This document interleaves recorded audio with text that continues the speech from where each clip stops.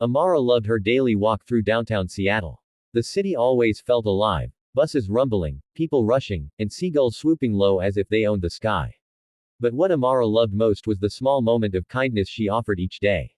Her mother always packed an extra portion of lunch, pretending it was, just in case, though both of them knew exactly who it was really for. Amara's small steps slowed whenever she reached the old brick building, and her smile always widened when she saw the familiar figure sitting there. Mr. Dawson was a man most people didn't notice. His clothes were faded, his shoes worn thin, and his posture slightly slumped as if he carried more memories than his body could handle. Yet when he saw Amara, he always straightened up, his tired eyes warming with genuine affection. For him, this little girl was a reminder that goodness still existed in a world that often forgot its heroes. She would sit beside him for a minute or two, sharing whatever lunch item she had saved for him, treating him like a friend, not a stranger. Every interaction they shared felt simple yet meaningful. Amara would talk about school, about her drawings, or about how much she wanted a puppy. Mr. Dawson listened, occasionally giving small pieces of advice that sounded wiser than his appearance suggested. He never talked about himself unless Amara asked, and even then, he kept his answers brief. Still, Amara sensed gentleness in him, a soft sadness hidden behind the warm smile he wore just for her. She didn't know his story, but she didn't need to. Kindness didn't require explanations. One sunny afternoon, as the city glowed in the golden light of a Seattle evening, something felt different. When Amara approached with her lunch container, Mr. Dawson's hands shook slightly. His eyes glistened with a mix of gratitude and something else, something like fear or hesitation. When she passed him the food, he held it a moment longer than usual. "Thank you, little angel," he whispered, his voice cracking. "Tomorrow, I need to tell you something. Something important." Amara blinked in surprise but nodded, sensing the weight in his tone. That night, Amara wondered what he wanted to tell her. Her mother noticed her quietness at dinner and gently asked if something was wrong. Amara explained what Mr. Dawson had said. Her mother paused, concern flickering across her face. She knew homeless individuals often carried heavy stories, stories of loss, trauma, or sacrifice. She wondered what truth this man wanted to reveal to her daughter. Still, she trusted his intentions. He had never shown anything but kindness, and Amara's instinct for people was rarely wrong. They decided to see him together the next day. The next afternoon, with Amara's mother walking beside her, they approached the brick building earlier than usual. Amara clutched her lunch tightly, excitement and nervousness twisting inside her. But as they neared the spot where Mr. Dawson always sat, something felt terribly wrong. The space was empty. No familiar jacket, no worn backpack, no Mr. Dawson. Amara stopped abruptly, confusion washing over her face. People walked past without noticing the absence, but for Amara, it was as if a piece of her day had gone missing. Her mother guided her closer, hoping he had simply shifted positions or gone for a short walk. But there was nothing, until Amara noticed a small piece of folded paper resting on the ground where his backpack usually sat. She picked it up slowly, hands trembling the way his had the day before. Her mother knelt beside her as she carefully opened the note. The handwriting was messy but legible, written with a shaking hand. Amara read the first line aloud, her voice soft and uncertain. Whatever was written inside would change the simple kindness of their routine forever. The note began with her name, spelled perfectly, showing that Mr. Dawson had always paid close attention. He apologized for not being there to tell her his truth himself. He wrote that he was leaving because something from his past had finally caught up with him, something he had been running from for years. He wanted Amara to know that her small acts of kindness had given him more hope than she could ever understand. She had reminded him of his own daughter, someone he hadn't seen in decades. It was this memory, he wrote, that finally pushed him to stop hiding. As Amara continued reading, the truth unfolded gently but painfully. Mr. Dawson revealed that he Wasnath's sun had barely risen over the rugged cliffs of northern Arizona when Daniel Cross adjusted his camera gear and walked deeper into the canyon. The landscape was breathtaking, towering red rocks, whispering pines, and a silence so pure it felt sacred. Daniel lived for this kind of work, capturing untouched beauty for his documentaries. But that morning, the valley held a different kind of silence, one that made him pause mid-step. Then he heard it, a faint cry, fragile and trembling, carried by the cold desert wind. Daniel froze. It wasn't the cry of an animal. It was unmistakably human. His heart pounded as he followed the sound, moving quickly but carefully across uneven ground. The cry grew weaker, fading in and out like a dying echo. Daniel's stomach twisted with dread.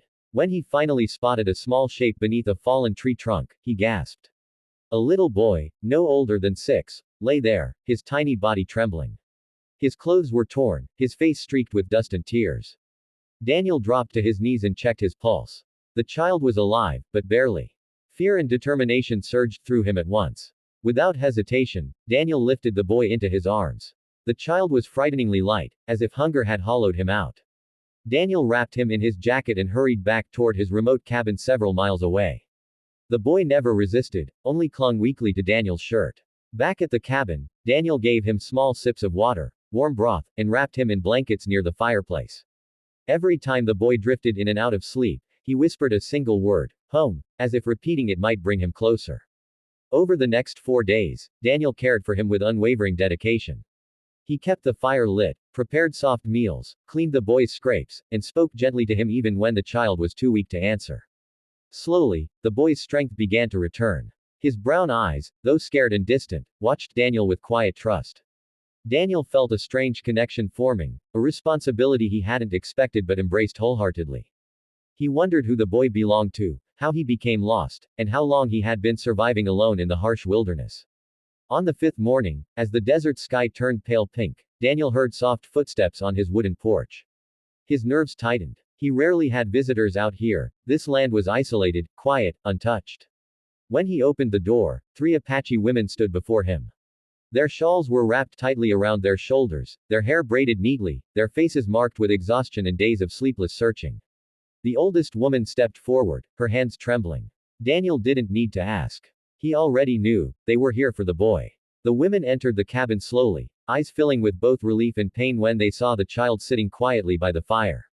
He looked up at them, and something in his expression softened.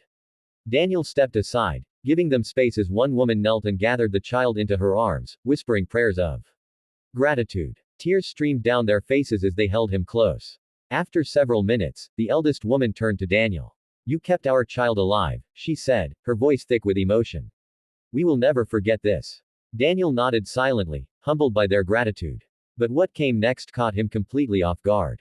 The women exchanged glances before the eldest spoke again. She explained that the boy had disappeared during a chaotic storm on the reservation. Search parties had looked everywhere, canyons, hospitals, neighboring towns, but found nothing. Then she revealed something even more unexpected. Weeks earlier, an old veteran had visited their community. He was frail, quiet, and seemed burdened by memories he rarely spoke about. He had asked about Apache traditions, about the land, and about families searching for lost relatives. The women told Daniel that the veteran had a distinctive way of speaking, gentle, polite, carrying deep sorrow. He had mentioned a little girl who reminded him of his own daughter, someone he had lost decades ago. Before leaving, he said he needed to make things right, and was heading north to meet someone important. The moment Daniel heard this, his breath caught. The description matched the man Daniel had seen in Seattle years ago during another documentary, Mr. Dawson. But how could he be connected to this child? The pieces felt scattered, yet strangely aligned. The eldest woman reached into her shawl and unfolded a small, worn photograph. It showed a much younger Mr. Dawson, healthy, strong, standing beside an Apache woman holding a baby. Daniel stared in disbelief. The boy he rescued was the grandchild of the very man who had disappeared from Seattle. Mr. Dawson had come here searching for the family he lost long ago through tragedy and circumstance. He had planned to reunite, to apologize, to reconnect. But before he could return, the storm hit, and the child went missing. Dawson left days later to look for help, but never made it back. A heavy silence filled the room as the truth settled. The women believed Mr. Dawson had tried to rescue the boy but became lost himself in the rugged terrain. Authorities were already searching for him, but hope was fading. Daniel's chest tightened with a painful mix of guilt and determination. He knew he couldn't change the past, but he could still help. The women grasped his hands firmly, thanking him again before preparing to leave with the child. As they stepped out into the morning light, Daniel made a silent promise. He would join the search. He would find Mr. Dawson. And somewhere, across the vast Arizona wilderness, the story of a little girl's kindness, a veteran's hidden past, and a lost Apache child was finally beginning to connect, binding their lives in a way none of them could have imagined.